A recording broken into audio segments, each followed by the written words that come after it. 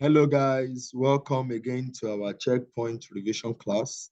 Today we'll be looking at progress paper 2022 and our focus will be on paper 1, which is the chemistry component.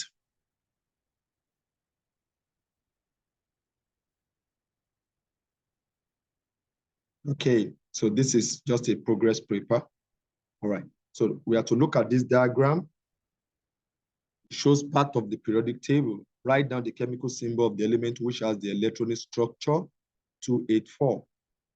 284. So remember, in our last video, we made mention of how to interpret this information. So if I have 284, remember the last number, which is the valence shell electron, okay, or the electron in the outer shell determines the group, okay, while the number of shells determines the period. So basically, if I'm to draw this 284, if that will help me understand it better, that means I'm going to have the first shell, we have 2 electrons. The second shell, we have 8 electrons, okay? And the third shell, we have 4 electrons, okay? So remember, number of shells determines the period. The electron in the outermost shell determines the group. So if I'm going to, all I need to do is now to find out which element is in period 3 and group 4. Which element is in period 3 and group 4. Period is horizontal. Group is vertical.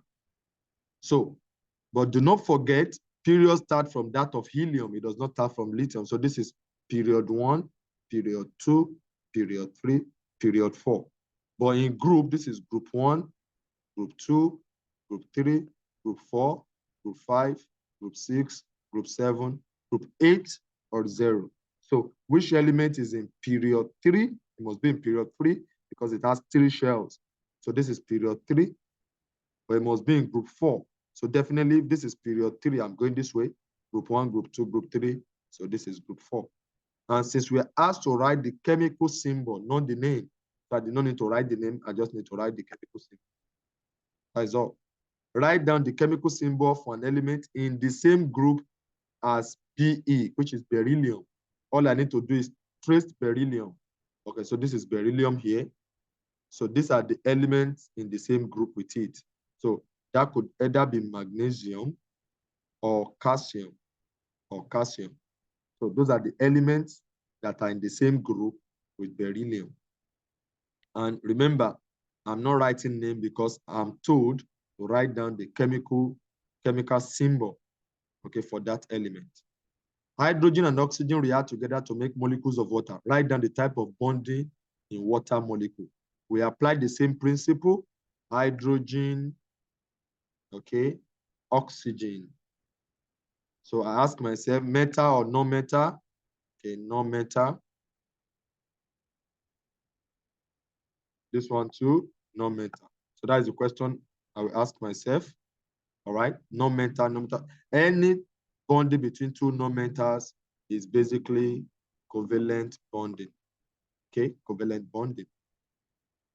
All right, let's investigate the displacement reaction of 4 metals. 4 metals. The metals are copper, magnesium, zinc, and iron. She put them, in a solution of metal salts and identify if there is a reaction. So we have this table, solution plus metal. Let's take a look at her results. Okay, so this is that means there's a reaction. Here means reaction, no reaction. Right. We now want to look at the one that is most reactive.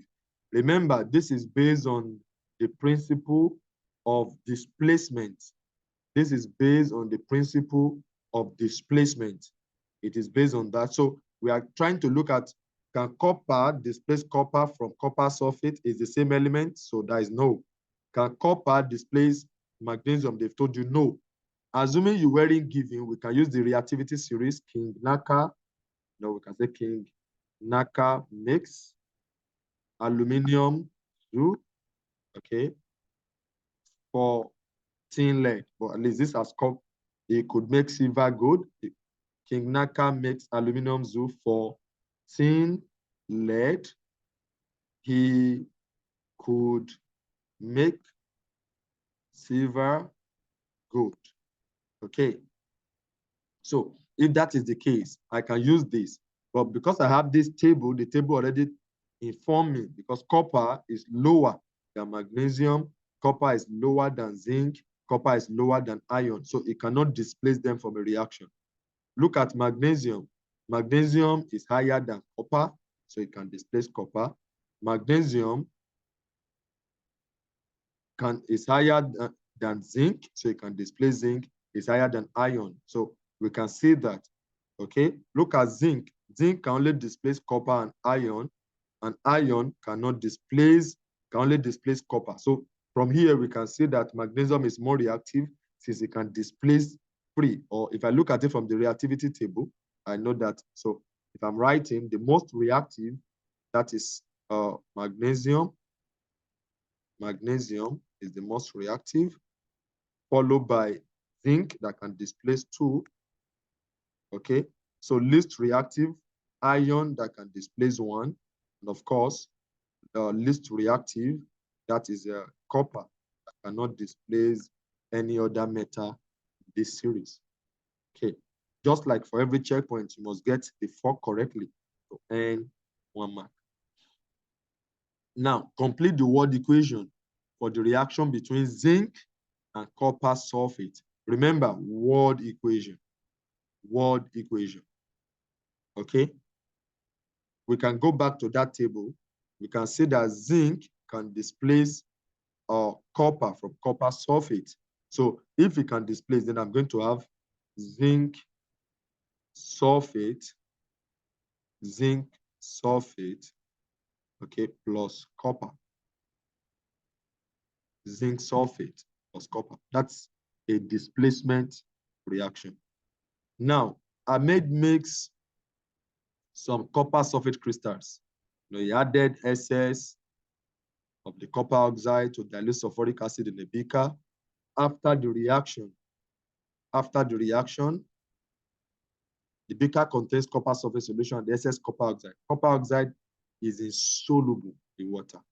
Describe how Ahmed makes copper sulfate crystal from the content of the beaker. How Ahmed make copper sulfate crystal from the content of the beaker. So let's look at it. What is the content of the beaker?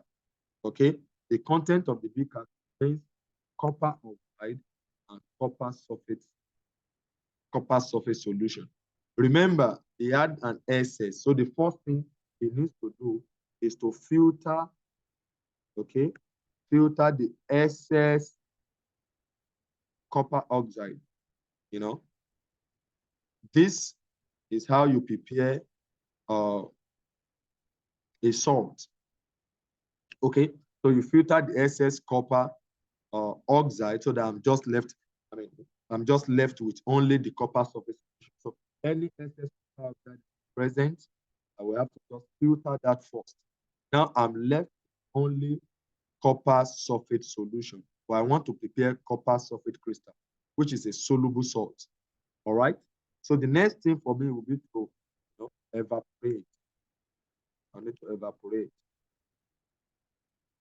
Okay. So I'll evaporate until small crystals begin to form. Okay, evaporate until small crystals begin to form. Small crystals begin to form. Or I can say evaporate until saturated. Okay, a saturated solution. I can say evaporate until saturated. Okay, or I can also say evaporate or to like half bulk of it, or when I now have a bit of small crystals occurring.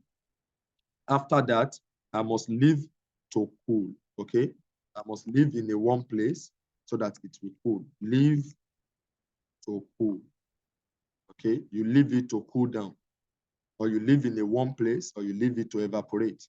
Leave it to cool, leave to evaporate. That's so when I do that, it's not a crystal will now be formed. Okay, so in preparing soluble salts, there are two methods. I can use the titration method, and I can use adding a carbonate, adding a metal oxide, or adding the metal itself. But I must add in SS. Why am I adding in SS? To ensure that all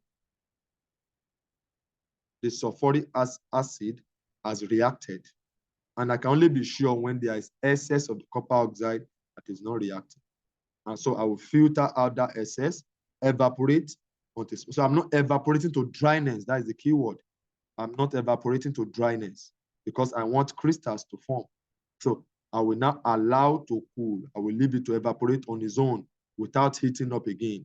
And then crystals of copper sulfate will be formed.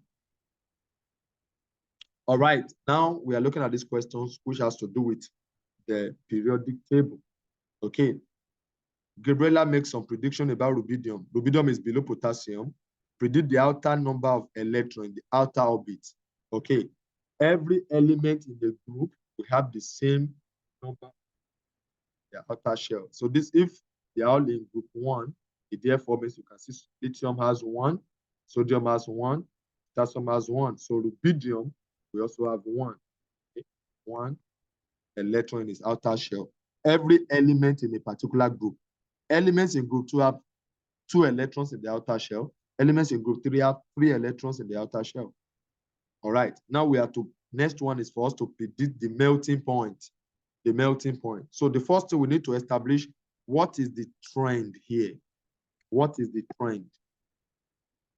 If I could understand the trend, then I can predict for rubidium. So we see that boiling point, melting point decreases as you go down the group. Melting point decreases. So we expect that it's going to have a number lower than 64. But if I look at the difference, so I should be expecting values between 50, okay, to 10. So I could have 50, 40, 30, 20, 10. All of these values will be acceptable, okay, because it's lower than 64. Okay, the next thing, predict how the reactivity of rubidium compares to lithium, sodium, and potassium. For group 1 metals, alkaline metals, reactivity increases down the group. So as we go down the group, reactivity increases. As a result of that, we can say that more reactive, okay, to be more reactive than lithium, sodium, and potassium. It will be more reactive than 3 of them because we know that reactivity increases down the group. All right, thank you for listening to today's session. In the next video, we'll be looking at chemistry component in paper 2 for progress grade 2022.